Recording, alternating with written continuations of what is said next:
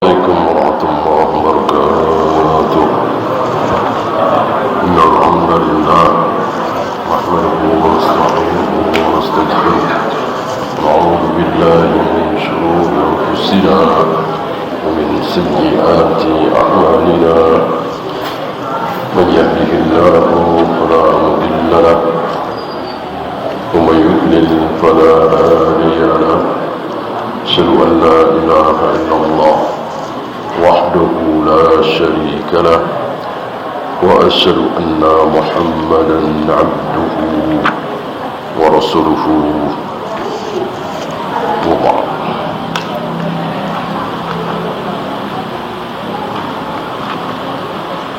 Tentang Nabi Yakub, Nabi Syuaib, Nabi Ayyub sudah ya, bahwa beliau-beliau para nabi, para rasul tidak merendahkan harta, tidak membuang-buang harta, tidak meyakini bahwa pemilik harta adalah tercela. Tidak seperti torekot-torekot sufiyah. Dengan kebodohannya mereka mengatakan tarkul malil halal afdalu min jam'ihi. Tidak mengumpulkan harta yang halal ya, itu lebih baik daripada mengumpulkan. Dapat buang, dapat sodakokan. Kalau disimpan buat besok, lusa, bulan depan, apalagi tahun depan, berdosa, tercela katanya. Tentu jika ini benar, tidak ada seorang pun muslim yang kaya. Jelas. Ya gimana mau kaya? Sisa sedikit sedekahkan, sisa sedikit amal, sisa sedikit infakkan. Mau sedikit mau banyak, bagaimana mau kaya? Yang tercela adalah menahan 2,5%. Ini yang tercela, berdosa. Bahkan ketika hari ini ada orang minta 1 juta kasih, minta lagi 2 juta kasih, minta lagi 1,5 juta kasih. Apakah itu sampai 50%-nya? Saya kira tidak.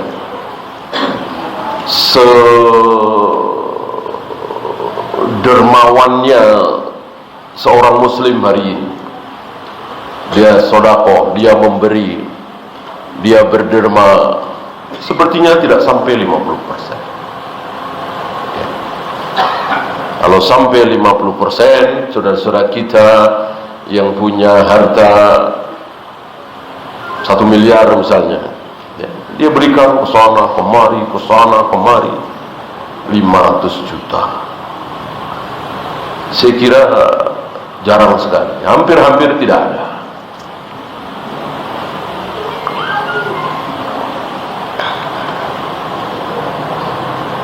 Kecuali Umar, kecuali Utsman. Ini di luar Abu Bakar. Itu pun kan tidak setiap hari. Di dalam riwayat itu hanya menjelang perang Tabuk. Utsman mendermakan separuh hartanya, Umar mendermakan separuh hartanya, Abu Bakar seluruh hartanya, 100%.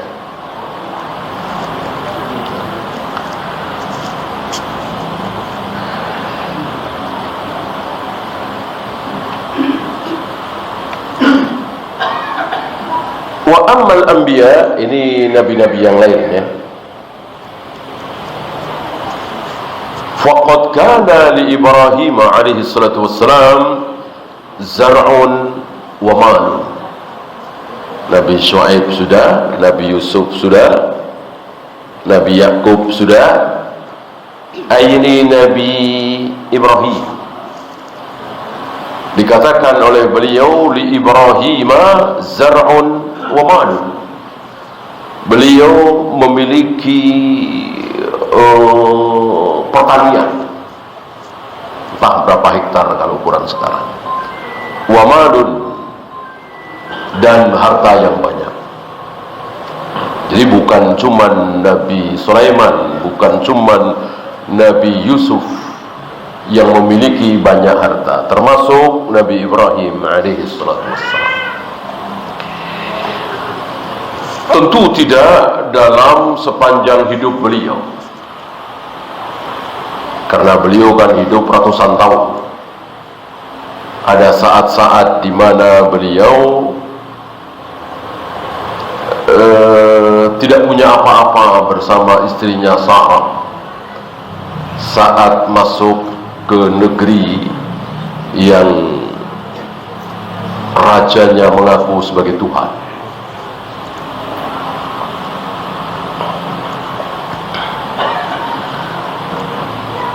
Begitu pula Nabi kita Muhammad sallallahu alaihi wasallam. Ada saatnya beliau keluar rumah menahan lapar, mengganjal perutnya dengan batu. Tapi ada kalanya beliau berkurban unta berapa ekor?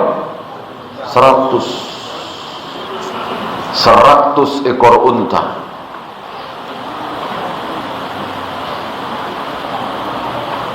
70 beliau sembelih sendiri, sisanya beliau wakilkan kepada Ali bin Abi Thalib.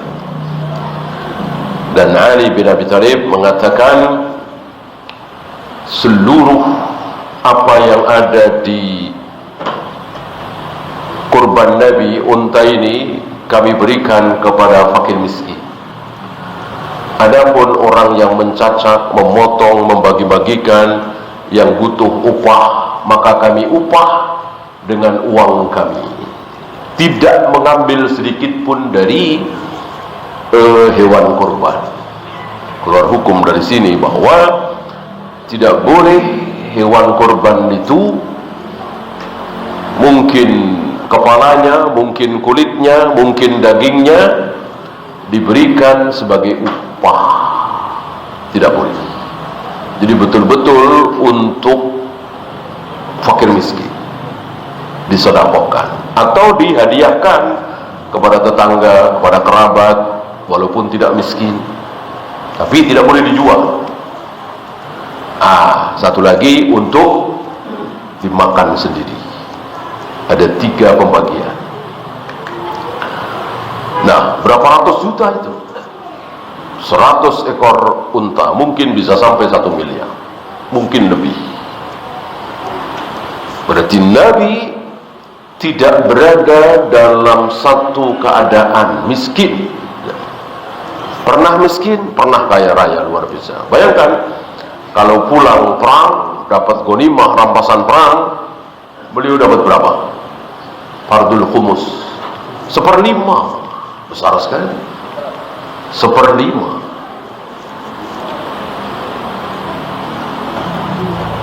Berarti beliau kaya raya. Wa kana Sa'id bin al-Musayyab. Ini ucapan Sa'id bin Musayyab. Apanya Abu Hurairah? Ya, menantu dari Abu Hurairah, Sa'id bin Musayyab. Beliau menulis radhiyallahu an, tapi sepertinya kurang tepat ya. Sa'id bin Musayyab lebih tepat dikatakan tabi'in, bukan sahabat, atau mungkin ada perselisihan. Beliau menulis radhiyallahu an, padahal tidak boleh ditulis sebagai radhiyallahu an kalau bukan kalau bukan sahabat. Dan juga tidak boleh ditulis sebagai alaihi salam, alaihi salatu wassalam, sallallahu alaihi wasallam, tidak boleh, kecuali para nabi, para rasul.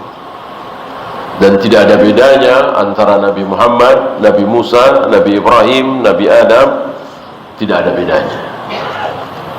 Alaihi salam, alaihi salatu wassalam, sallallahu alaihi wasallam, sallallahu alaihi wa alihi wasallam, semuanya sama.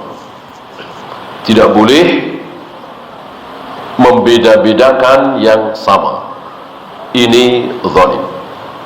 Yang sama kita bedakan, zalim. Sebaliknya, yang beda kita samakan, itu pun zalim.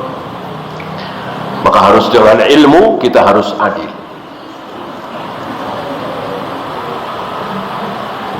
Tanpa ilmu tidak mungkin adil.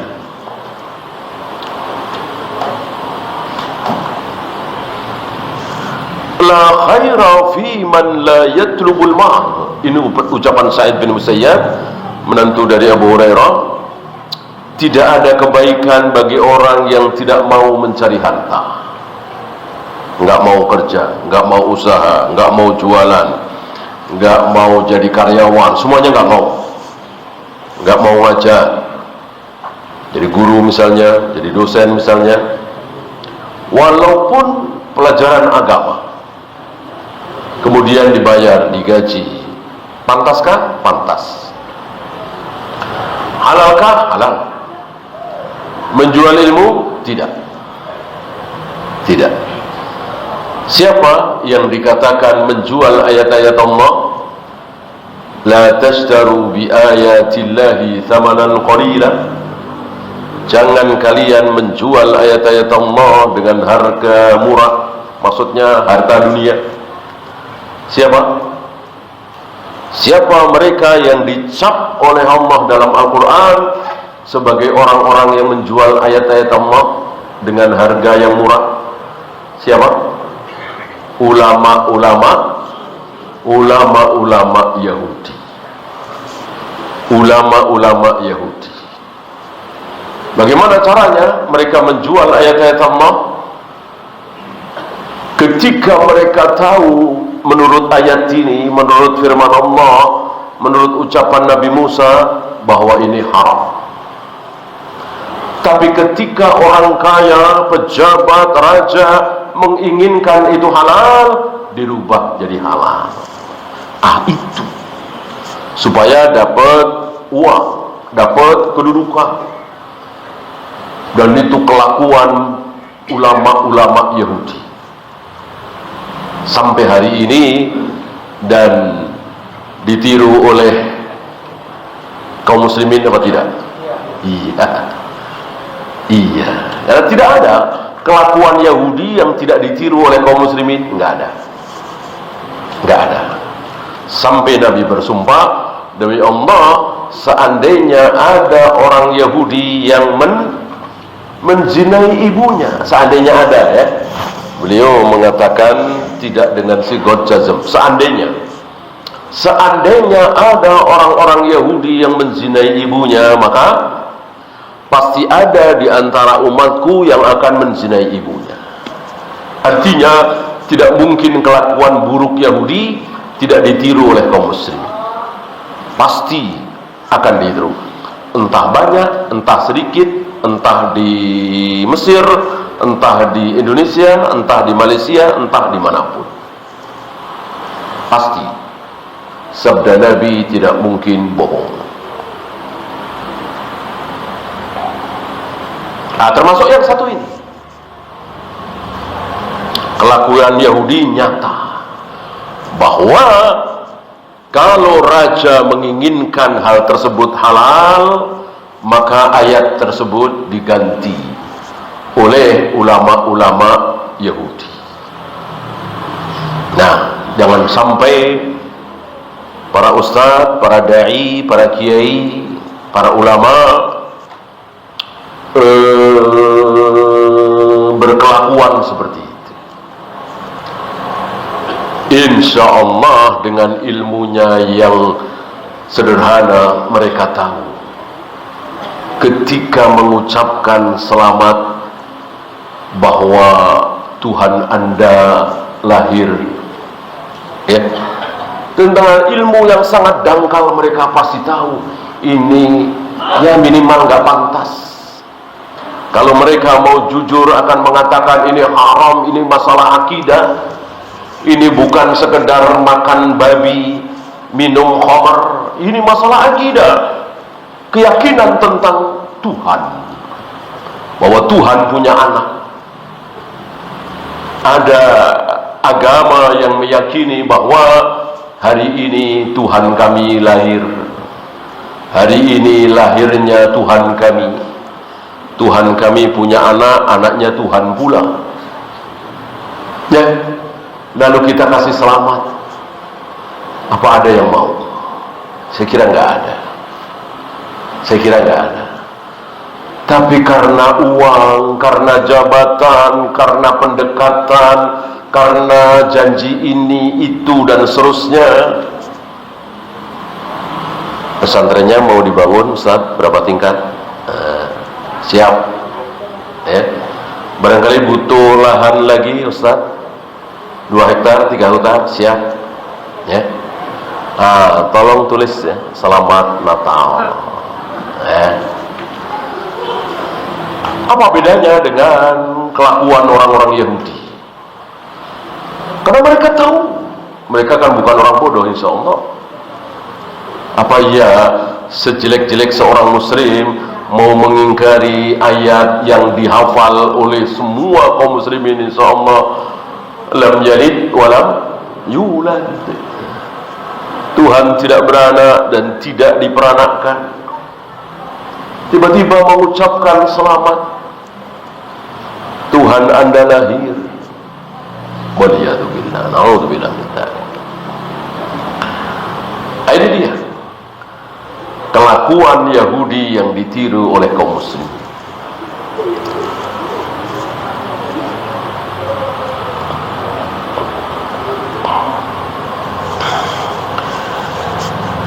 Yaqdi bihi dainahu. Beliau mengatakan tidak ada kebaikan orang yang tidak mau mencari harta, mengumpulkan harta, karena dengan harta itu dia bisa membayar hutang-hutangnya. Banyakkan kaum muslimin berhutang karena memang halal, Nabi juga pernah berhutang. Wa yasunu bihi irdahu, menutupi kehormatannya. Kalau dia minta-minta, dia mengadu, dia ngeluh sama tetangga, sama teman, ini kan menghilangkan kehormatan.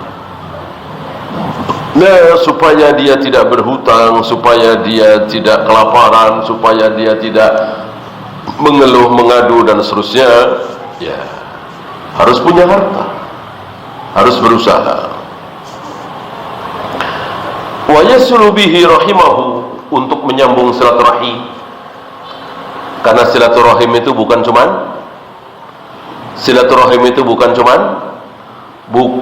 cuman datang. Pengertian saudara-saudara kita kaum muslimin di negeri kita ini, seolah silaturahim itu datang. Kita datang ke rumah paman kita, kita sedang bersilaturahim kepada paman kita. Kita datang ke nenek kita, berarti kita sedang bersilaturahim dengan nenek kita, ya. Padahal silaturahim bukan cuma datang, tapi memberikan bantuan. Nenek kita sakit, butuh biaya ke rumah sakit, kita yang mengeluarkan biaya.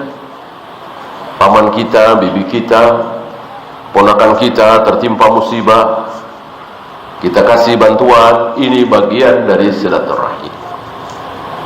Maka Nabi mengatakan, bersedekah untuk fakir miskin, bersedekah untuk yatim, bersedekah untuk fisabilillah, ya, sedekah. Tapi bersedekah dengan karib kerabat adalah sedekah juga, silaturahim juga. Berarti jelas Nabi mengajarkan kepada kita, silaturahim bukan cuma datang. Kita tidak datang karena memang sibuk, jauh pula. Kita kirimkan bantuan. Silaturahim bukan? Silaturahim.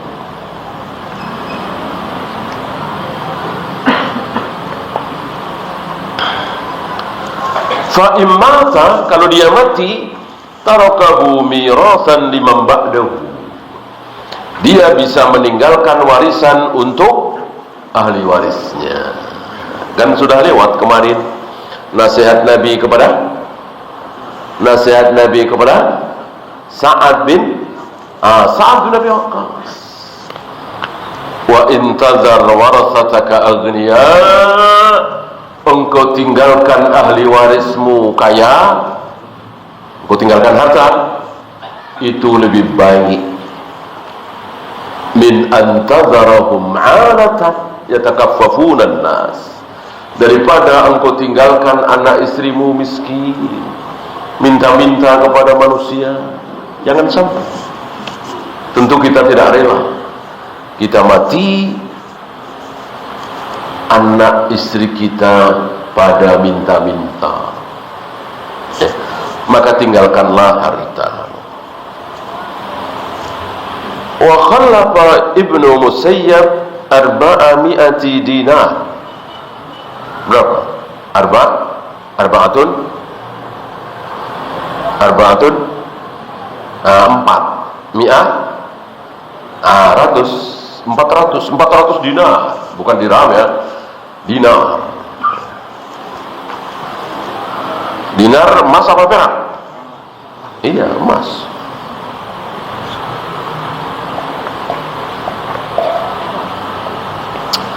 Dinar sekitar hampir 3 kan? Hampir 3 gram. Berarti 400 kali 3 kan? 1,2, 1.200 ya. Berapa miliar ya? Luar biasa. Manusia dulu kaya raya luar biasa, dan kekayaannya betul-betul nyata, emas,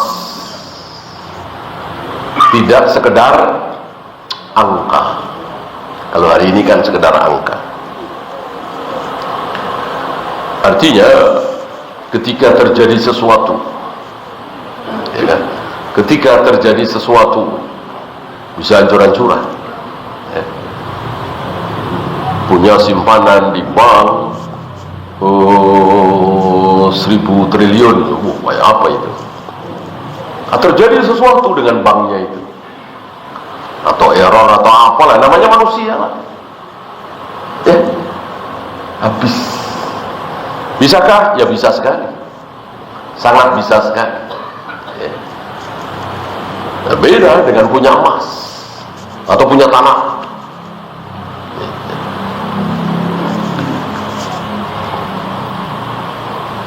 Waqad dzakarna ma khallafat as-sahabatu, dan aku sudah sebutkan bahwa banyak para sahabat itu yang meninggalkan waris. Banyak sekali. Ya, Sa'ad bin Abi Waqqas salah satunya. Ya Rasulullah, inni dzu malin. Ya Rasulullah, aku mempunyai banyak harta. Dzu di sini bukan sekedar memiliki, tapi memiliki banyak harta. Wala yarithuni illa ibnatun li, dan tidak ada yang mewarisi hartaku kecuali seorang anak perempuan. Pikir Sa'ad, biar aku berikan 1/3 saja. Banyak sekali juga, karena memang harta beliau banyak. 1/3 sudah banyak sekali. Biarkan yang 2/3 aku wasiatkan untuk kepentingan kaum muslimin. Boleh apa tidak oleh Rasul? Mari. Tidak boleh. Tidak boleh. Kebanyakan. Ya. Kalau begitu, fasyatru ya Rasulullah, separuh saja ya Rasul. Rasul bilang, tidak boleh, masih kebanyakan. Akhirnya 1/3. Sekarang Sufyan Ats-Tsauri. Waqad khallafa Sufyan Ats-Tsauri, salah satu guru dari Imam Syafi'i.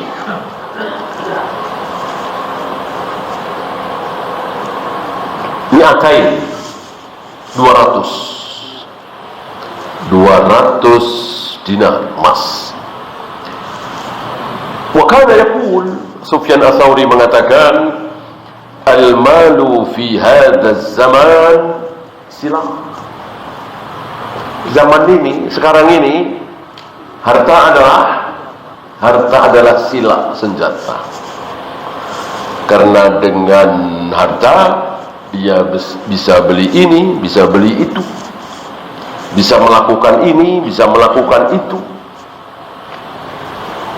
bisa membela dirinya dari berbagai macam kemudorotan. Maka dikatakan senjata. Itu hari itu. Bagaimana hari ini?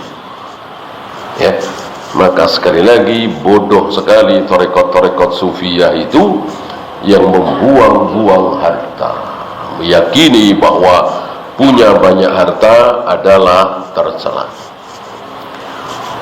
Wa ma zala salafu yamdahuna al-mal.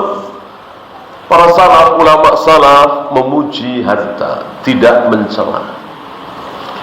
Wa yajma'unahu lin-nawaib, mengumpulkan untuk keperluan-keperluan lain. Terkadang tertimpa musibah, tiba-tiba sakit, tiba-tiba kebakaran, tiba-tiba gempa bumi dan seterusnya. Tentu ini butuh harta untuk menolongnya. Wa i'anatil fuqara, untuk menolong fakir miskin. Apa enggak senang tetangga-tetangga yang kelaparan akhirnya bisa makan karena uluran tangan kita? Apa enggak senang? Apa enggak bangga? Ya, tentu kita bersyukur, bahagia bisa memenuhi kebutuhan orang-orang miskin.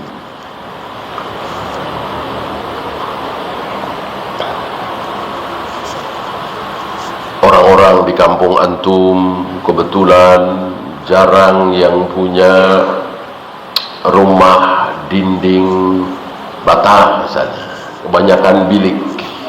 Ya, nggak usah banyak-banyak, satu RT, atau mungkin 2 rumah di depan antum, 2 rumah belakang antum, 2 rumah kiri kanan antum, rata-rata masih bilik misalnya.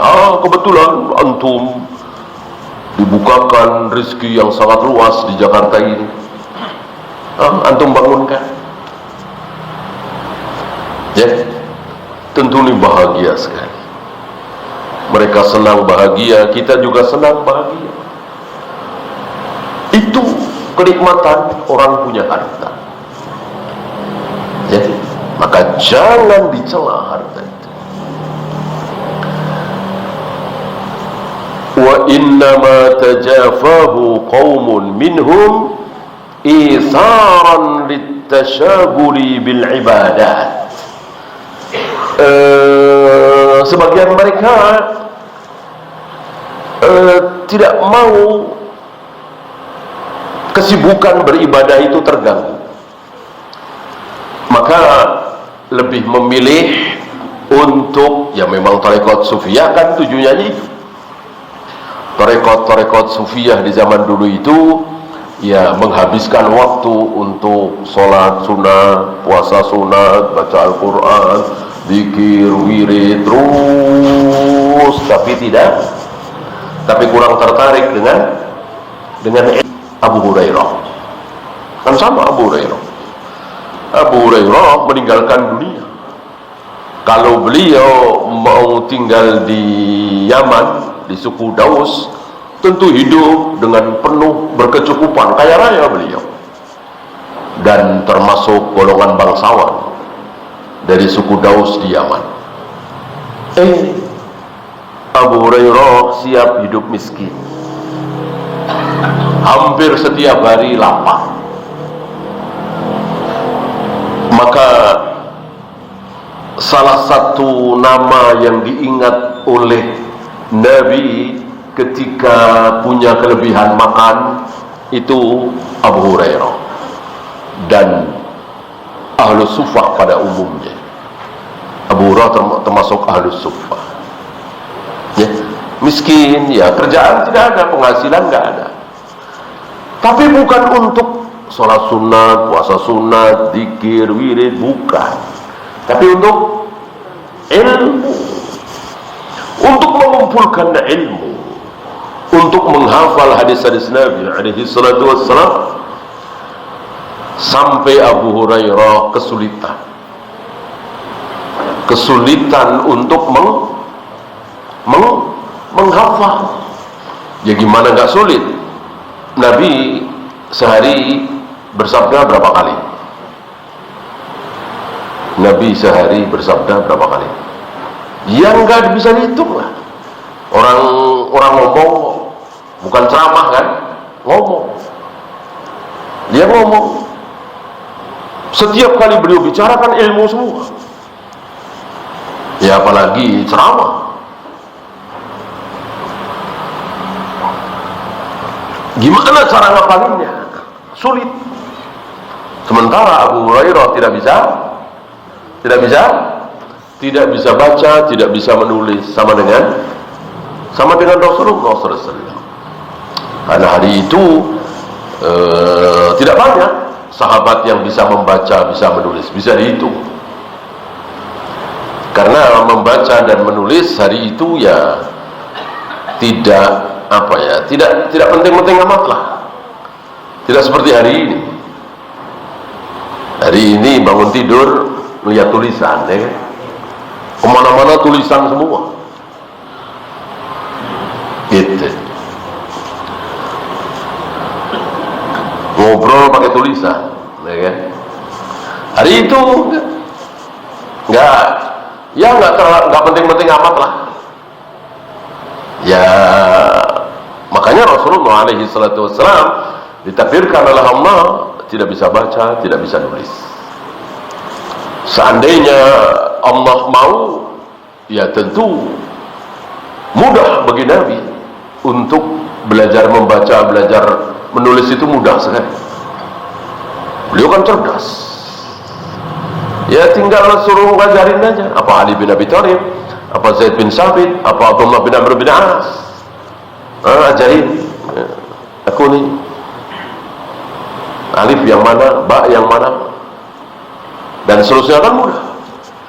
Tentu saja justru dengan Rasulullah sama sekali tidak bisa membaca, sama sekali tidak bisa menulis, tapi hafalannya luar biasa dan bisa mengetahui luar biasa banyak hal yang dulu, yang sekarang, yang akan datang, bahkan yang setelah orang-orang mati.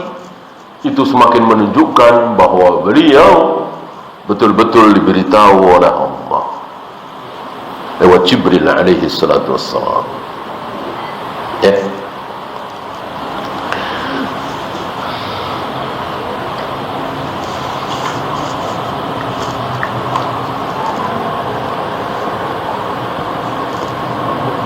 Nah, beda dengan tarekat-tarekat sufiyah. Mereka meninggalkan dunia, tidak mau kerja, kerjaannya zikir, wirid, salat sunat, puasa sunat. Abu Hurairah ilmu. Akhirnya karena Abu Hurairah merasa kesulitan untuk menghafal sabda-sabda Nabi, akhirnya Abu Hurairah mengadu, ya Rasul, mudah hilang hafalanku. Setiap kali aku menghafal sabda-sabdamu, hilang lagi, lupa lagi. Maka Nabi memberikan cara kepada Abu Hurairah, setiap kali mendengar ucapanku, maka hamparkan pakaianmu, hamparkan surbanmu. Ya pakaian hari itu kan lebar-lebar, ya. Pakaiannya hamparkan. Selesai aku bicara, kumpulkan. Seolah sedang mengumpulkan ucapan Nabi yang ada di pakaiannya, lalu tarik ke arah dadamu. Apa yang diucapkan oleh Nabi dilakukan oleh Abu Hurairah, dan Abu Hurairah mengatakan, semenjak itu aku tidak pernah lupa lagi. Ya. Apa yang dilakukan oleh Abu Hurairah ini sunnah apa bukan? Apa yang dilakukan oleh Abu Hurairah ini sunnah apa bukan? Kalau sunnah, antum hamparkan semua sini. Ya. Nggak ada satupun ulama yang pakai cara Abu Hurairah. Berarti para ulama itu faham, sadar bahwa apa yang dilakukan oleh para sahabat dan itu perintah Nabi tidak semuanya sunnah. Ada yang sunnah, ada yang apa? Ada yang sunnah, ada yang bid'ah. Ya nggak mungkin lah bid'ah. Ada yang sunnah, ada yang mukjizat. Ini mukjizat Nabi. Mukjizat Nabi, ucapan Nabi mukjizat. Dan itu khusus Abu Hurairah. Yang lain enggak. Umar enggak, Abu Bakar enggak, Utsman enggak. Berarti para sahabat paham ada kekhususan. Ya.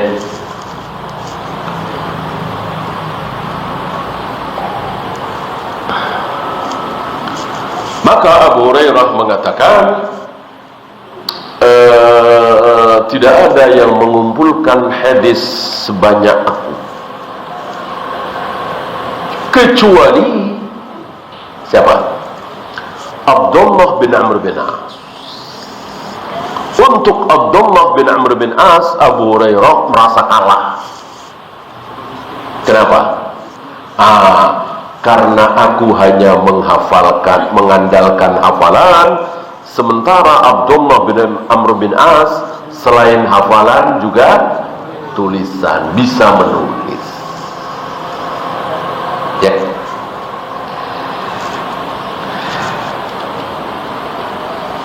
Berarti penulisan hadis Nabi dimulai sejak penulisan hadis Nabi dimulai sejak Nabi masih hidup. Tadi kan ucapan Abu Hurairah. Berarti kan Abdullah bin Amr bin As menulis sabda Nabi, bukan menulis Al-Quran. Beda lagi. Kalau menulis Al-Quran lebih formal lagi, lebih khusus lagi, lebih digiatkan lagi. Dan Nabi menunjuk beberapa sahabat, tersanya Zaid bin Sabit kan. Ini bukan Al-Quran, ini sabda Nabi. Maka betapa sesatnya orang yang mengatakan bahwa penulisan hadis Nabi dilakukan 100 tahun setelah Nabi wafat. Ya. Maka banyak penambahan, banyak pengurangan, ada yang dhaif, ada ini. Maka jangan terlalu bersandar dengan hadis. Ini enggak syak lagi. Ini proyeknya orang-orang kafir supaya kaum muslimin tidak mengenal sabda Nabi. Ya, makanya banyak tokoh-tokoh Islam yang udah nggak usah pakai hadis. Cukup Al-Quran. Ya gimana bisa sholat, gimana cara rukuk, gimana cara sujud, gimana cara tawaf, cara sa'i, tidak ada di Al-Quran. Ya.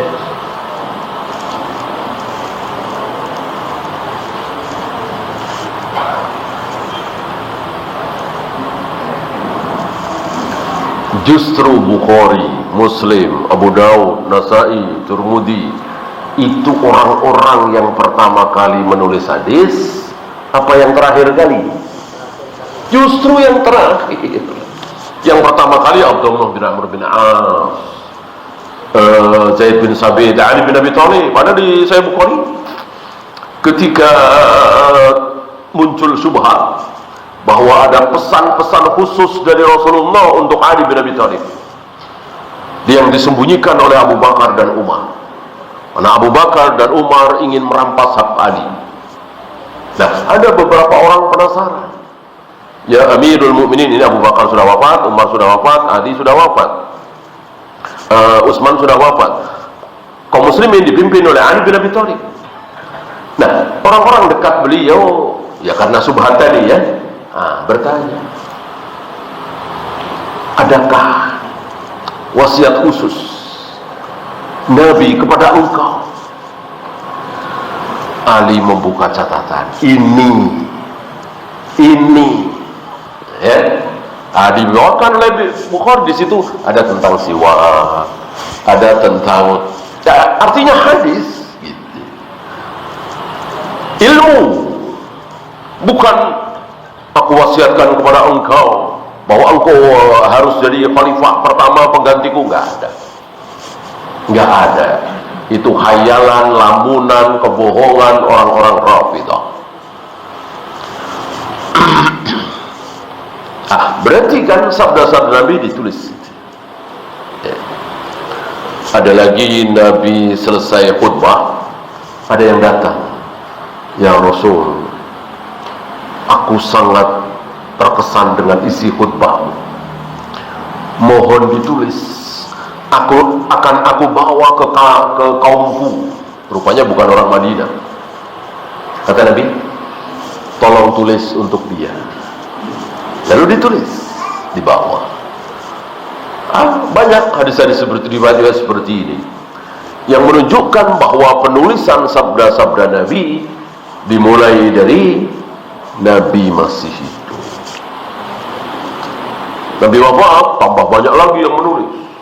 Terus tambah banyak terus. Nah, terakhir Bukhari, Muslim, Abu Daud, Nasai, Tirmidzi. Maka tidak ulama setelah Bukhari, Muslim, Abu Daud, Nasai, Tirmidzi, nggak ada yang menulis lagi. Ya. Siapa misalnya setelah Bukhari, Muslim, Abu Daud, Nasai, Tirmidzi? Ibnu Taimiyah. Nanti benar. Di sini diriwayatkan oleh Ibnu Taimiyah, enggak ada ya. Di sini diriwayatkan oleh Imam Nawawi, rawahu Nawawi, rawahu Ibnu Hajar Al-Asqalani, enggak ada. Ulama-ulama yang hidup setelah Bukhari, Muslim, Abu Daud, Nasai, enggak ada lagi yang menulis hadis. Sudah selesai, tinggal baca apa yang ditulis oleh Bukhari, apa yang ditulis oleh Muslim, apa yang ditulis oleh Ahmad, apa yang ditulis oleh Nasai, Tirmidzi gitu. Paling mereka mensyarahkan. Maka ada syarah Sahih Bukhari, Fathul Bari, ada syarah Sahih Muslim, ya, ada syarah Abu Dawud, Abdul Ma'bud, dan lain-lain.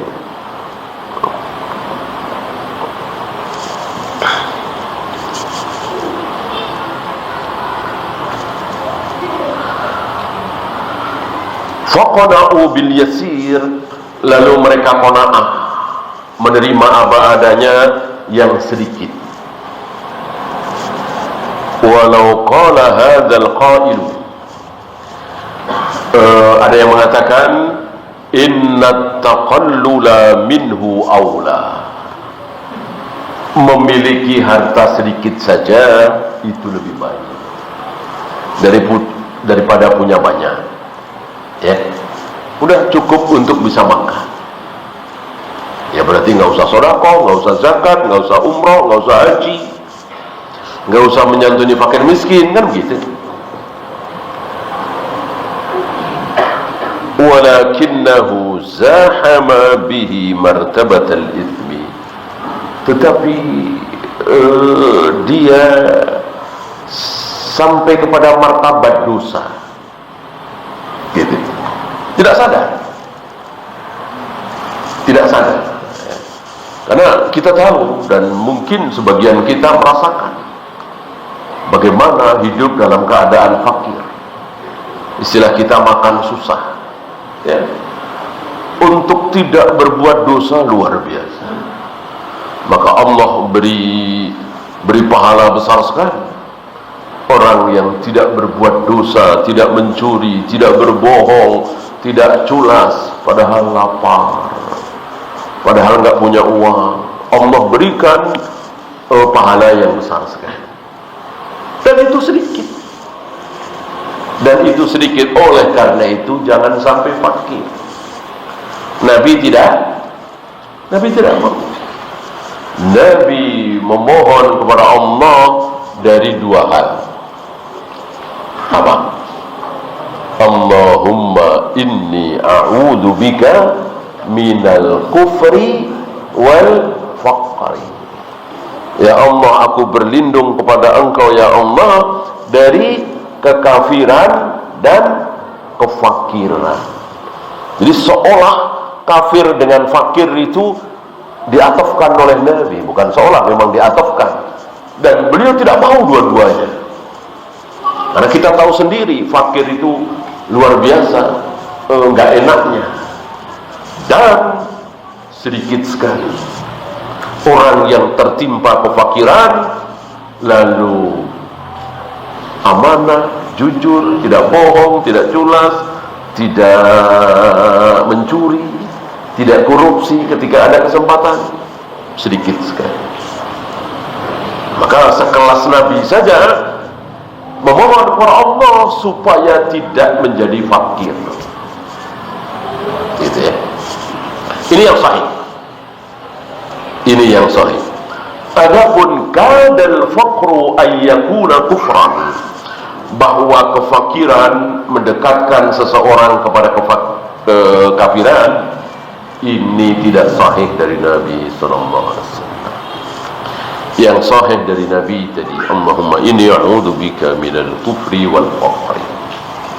Aku berlindung kepada Engkau ya Allah dari kekafiran dan kefakiran.